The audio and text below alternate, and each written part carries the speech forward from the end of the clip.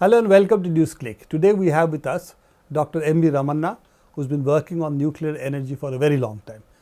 Ramana, you've been an observer of this scenario for the last 20-25 years, and you've been working on this field, looking at how it has developed. You've written this book, The Power of Promise. So how do you look at India's nuclear scenario today, in what it was promised, what it has delivered, and how do you see it developing? First of all, thank you for having me here. I see that when I titled my book, The Power of Promise, the power I had in mind was really political power. I'm sort of punning on that. But the way the nuclear establishment in India has obtained its political power is through these long-term promises, right? Trying to turn the gaze away from the present and the past, away far into the future. And that characteristic has persisted for several decades now, and I think it is becoming more intense in some fashion. So you had projections in the past of, the highest projection I remember in the over the 20th century was 43,000 megawatts by the year 2000, and the actual reality was about 2,700, roughly about 5%. And this kind of thing has persisted again and again. Now they're talking about 470,000 by 2050, and this is a figure that Anil Kakodkar talked about in the Indian Academy of Sciences in 2006-2007 as part of the whole US-India deal, and trying to justify this whole coming into close collusion with the US. And that figure was repeated by Prime Minister Manmohan Singh, by Pranab Mukherjee, and so on and so forth. And that seems even more infeasible. By a factor of 100, it has sort of grown from what it is today. So I think that's one thing to remember, that it's not likely to happen anytime in the near future. But I also think there are fundamental underlying reasons why both these kind of promises are made, and also why those things are not likely to be achieved. But to be fair to the nuclear establishment, whatever one may have about the projections they're making today, one of the reasons that India's nuclear energy program did not take off was also the sanctions. Post 74. Yes. There were serious sanctions. The technology support that we were getting was suddenly withdrawn. We had to develop, I even remember, simple things which we didn't know how to do. We had to develop ourselves. Too complex things which obviously a nuclear energy technology involves. So part of it was the fact that we came under sanctions very quickly, post 74, and that is one of the reasons why the nuclear program was considerably delayed. Mm-hmm. So don't you think that that's an element, that maybe the 43,000 megawatt is not as of the target as it might appear to be otherwise? Yes, I think that that's certainly true. The sanctions did play a role in trying to slowing down the program. However, you see that even in 1984, 10 years after that, there's again a new target set, 10,000 megawatts by the year 2000. And the DAE sort of came out and said you're going to construct 12 235 megawatt reactors and 9 new 500 megawatt reactors and so on. Now, if at that point you had taken a pause and looked at what has happened at that point, so the first reactors in Tarapur and Rajasthan and so on are new reactors. They were being constructed with the help of the United States and Canada and so on, and there were some delays there, which is understandable. Rajasthan 2 had come online in 1980-81, and that was very delayed. That's a clear example of where the sanctions played a part. But then you have the Madras 1 and 2 reactors, so essentially clones of the Rajasthan 1 reactors.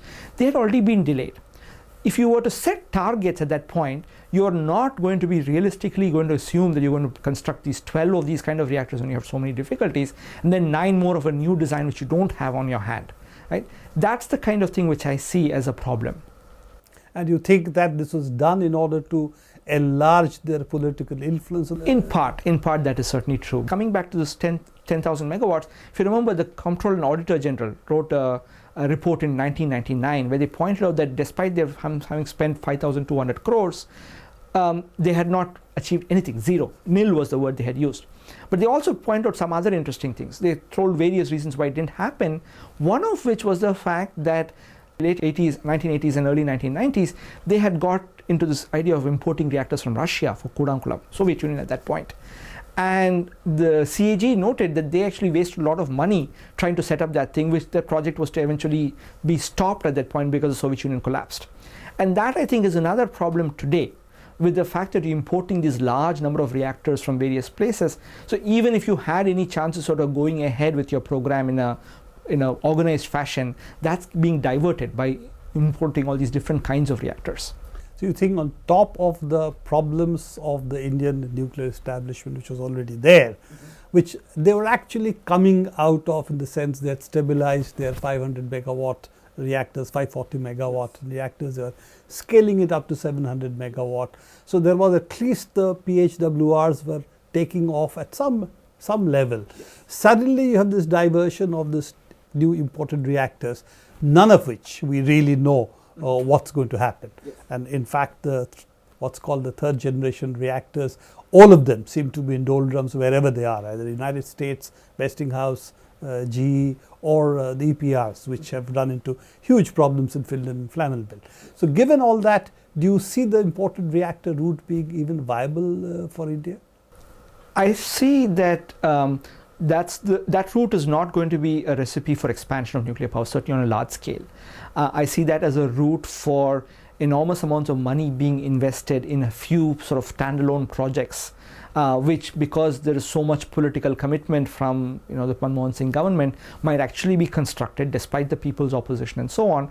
But they are doomed in a sense not to be, in fact, to the extent that they are so expensive, they're going to swallow up a huge amount of money and a huge amount of the DAE's resources in terms of people and so on. And to the extent that they could have expanded on the heavy water route, that's actually going to be derailed by this kind of process. Coming back to the issue of the cost of nuclear power, you have done detailed cost analysis for the existing reactors as well as for the new Jaitapur reactor, for example.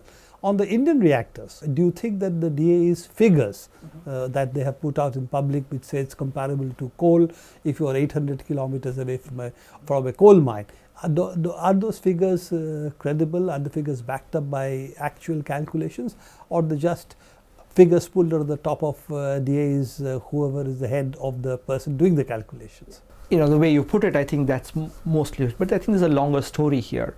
So when the DAE started talking about reactors under Bhabha and so on, they clearly saw there was a problem, that they had to not just generate energy, but they had to generate cheap energy, right? And the dominant source of power was coal. And so they clearly saw that they are not going to compete against it. And so the initial figures that, Bhabha and the DAE at that point were sort of putting out in the 1950s drew a lot from the UK, right? And in the UK, again, there was this whole battle about whether nuclear power is going to be cheap or not.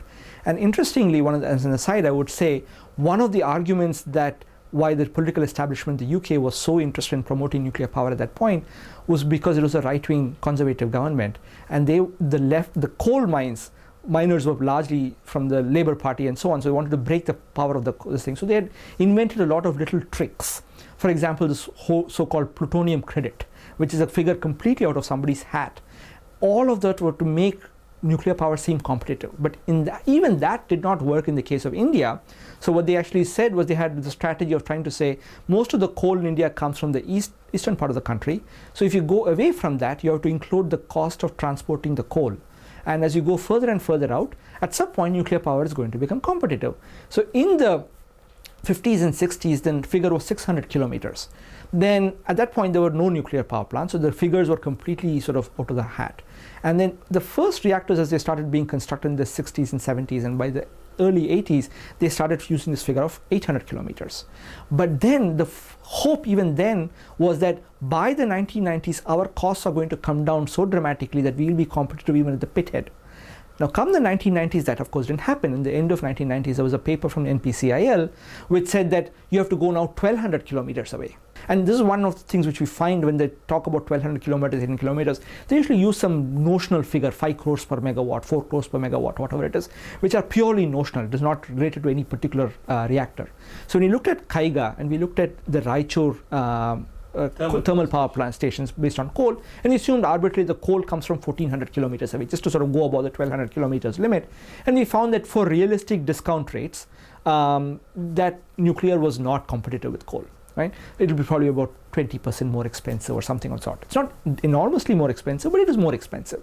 And given the structure of this thing, you can sort of play with these different figures and assumptions that you go and you find different numbers.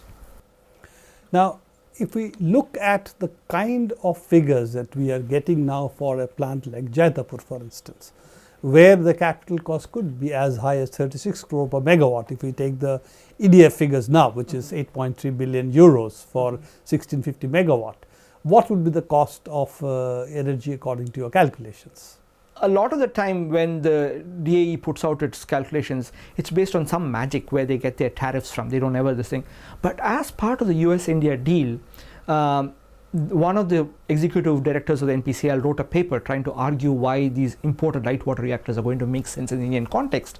And so he basically assumed that you have imported light water reactor, 1000 megawatts capacity, and it costs $1,500 per kilowatt. But in that one particular case, they had actually put out a little, table where they listed all their assumptions and what their calculation mechanism was. So we could sort of try and decipher how they did this, and we put in $4,000 per kilowatt. But even then, you find that the first year tariff is about 14 rupees per kilowatt hour, right?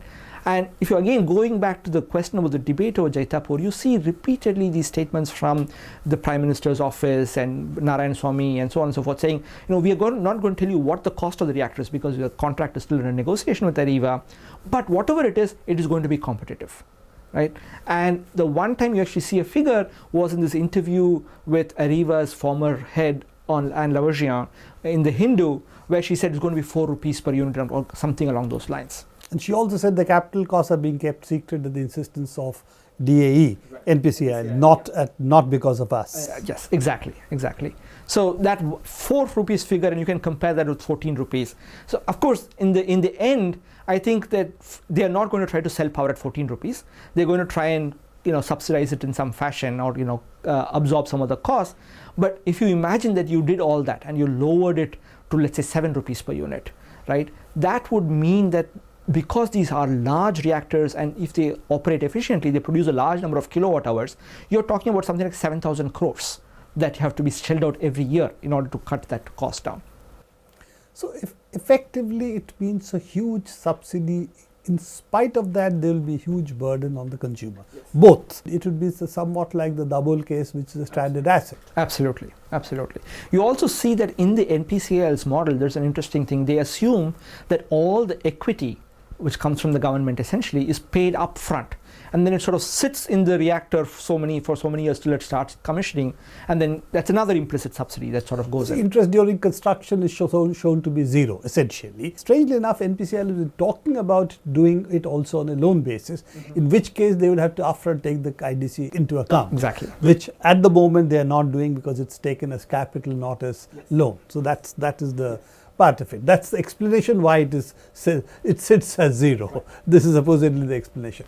Coming back to what's happening in nuclear power in the West. Now, it does seem that the only two countries which are still gung-ho on nuclear power, apart from what's happening in Russia and some of the CIS countries, is really China and India.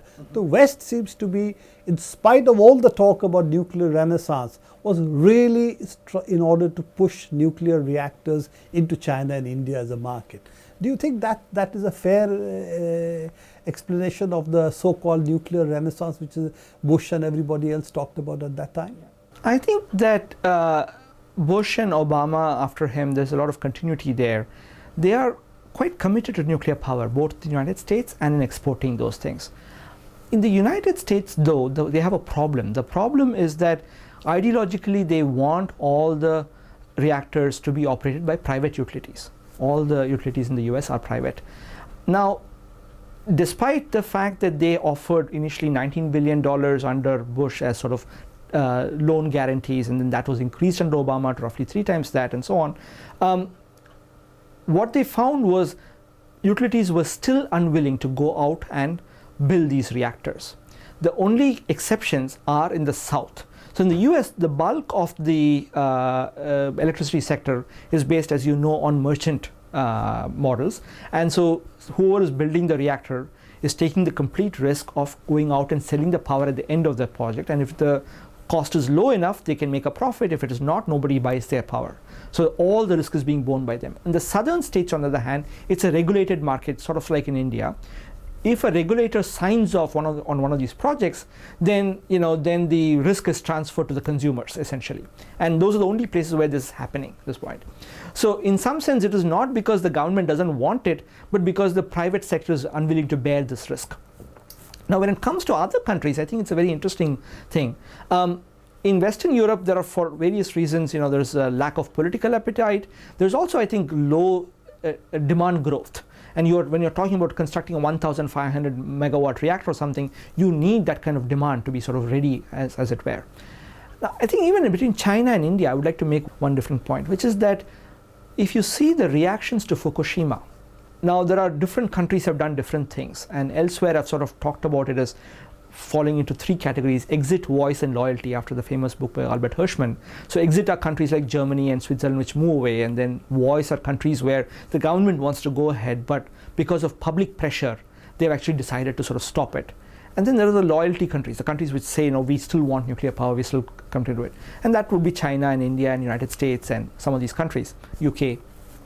Now in China though, after Fukushima, you saw not only a sort of serious safety review in some sense, but also a complete toning down of the gung-ho, we want to reach 40,000 megawatts by 2016 and 70,000 by 2020. That discourses, that language is sort of changed to some extent. Right? And I don't see that in India. So I think they're all in their own little different baskets. But these are two places where I think the thing is market is the market which is really present. On the United States, you talked about no appetite by utilities to really go in for nuclear power. In fact, one of the issues has always been that it's not so much only the utilities, but also the investors, the banks, the loan giving agencies. Absolutely. They are very wary of getting into nuclear power. Yes. Because, if you remember, nuclear power in the US didn't fall because of 3 Mile Island. It really fell because of the kind of cost and time overruns that it had. And when you see what's happening in Finland, what you see happening in Flamanville, there is really no US investor or a bank which would then bet on nuclear power. So don't you think that's one of the reasons? That is certainly one of the reasons. In fact, that is not only is it that all these Moody's and other rating agencies have threatened to lower the credit ratings of a utility that decides to build a nuclear reactor, it also is the private participation also means that each of these utilities, when they try to when they look at a nuclear power project, they have to compare it with their own market capitalizations. So a typical utility will have a reasonable sized one will be something between 20 and 40 billion dollars. Now the current generation of nuclear power projects are all estimated to cost something like $10 billion, $14 billion, something of that sort. And so those things become a substantial chunk of what it is. So if you are an investor, regardless of what your ideological position on nuclear power is, you have to be scared because these things do not know when whether they're going to be completed, when they are going to complete it, is there going to be cost overruns, things of that sort. So only states are really able to take that risk. Yes. But private utilities are unable to take the risk, and states take the risk because of political reasons. In the case India, Manmohan Singh government, for instance, seemed to have staked their reputation on this, and that's where we are. Any last words on what you see the nuclear energy scenario in India playing out to be? The large expansion is really based on these things called breeder reactors. And breeder reactors, as you know, are reactors where supposedly you're going to be able to produce more plutonium than you put in under suitable design parameters. Now, there are lots of problems with breeder reactors, and there are safety issues which make them much more expensive compared to ordinary reactors. There are also a lot of operational problems because of the use of liquid sodium, molten sodium, as a coolant, because the density of heat production is so high that water will not do. And because of sodium has bad chemical properties, as we know from high school chemistry. Very easy. Exactly, and so on. And it is not transparent. So when you have a problem, you actually have to put in specialized equipment to see what's going wrong, things of that sort. So if you look at how breeder reactors have operated around the world, they've operated very poor capacity factors, 20%. The price, of course, goes to Super Phoenix, which had a lifetime capacity factor of 6.6%, and so on. The Indian strategy is completely based on that. And more important, even if you thought that from now on there are going to be no problems with breeder reactors, the Indian case, they have learned from all this and they've somehow designed a new, very safe way of operating breeders. Their calculations for the growth rate is based on a certain model which is called, doubling time and sort of a differential equation. They basically solve, they find a nice exponential sort of growth. It turns out that was actually not valid in Indian conditions. That is valid under an approximation. There's an infinite amount of plutonium available and so on. So actually in the Indian case, you have to put in time for taking the spent fuel out, reprocessing it, taking out the plutonium, making fuel rods, putting in the core. Once you put that time in, the way you would actually do it in physics terms is actually using a difference equation, and the behavior of it is very different. And what you find is that if you project it along the same rate at which the DAE is putting out its projections, between 2020 and 2030, we just assume that, let's assume DAE had 20 tons of plutonium at the beginning, fissile plutonium. By 2030, they'll have minus 22 tons, all right? Because there's just not enough plutonium in the system anywhere, right? So there's actually a physics problem with this sort of growth, let alone the engineering and economic problems. Apart from the fact that the fast breeder reactor, as Gopal, who was here the other day, said, is not a benign technology. It's a very harsh technology, capable of going wrong, and with no independent safety audits, unfortunately. We're not sure how the safety has been addressed in the fast breeder reactor.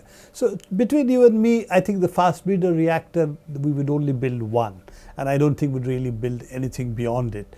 And so in that sense, that route is really not going to be open. I wish you were true. You're right.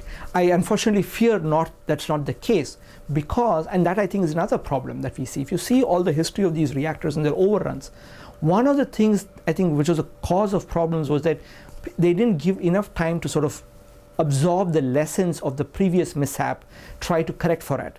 In the case of the PFBR, the first reactor is already about 3 years late, and you do expect to have operational difficulties. But they're already planning to construct the next one starting in 2015. Whether it's going to happen or not, there's a plan for having 2 more reactors in Kalpakam based on that. Seems a very foolhardy decision. Yeah, and on the safety questions, I also want to say I have sort of done some auditing of that, and the safety studies really have problems with them. But that's for a different day, perhaps. I think apart from Tarapur Unit 1 and 2, which have long outlived their life, which are really at the moment very dangerous reactors, I think the fast breeder is the other very dangerous one on which sufficient attention has not been paid. Thank you very much, Ramana, being with us. Hope that you continue your work and bring such issues to public light as you have done through your book. Thank you.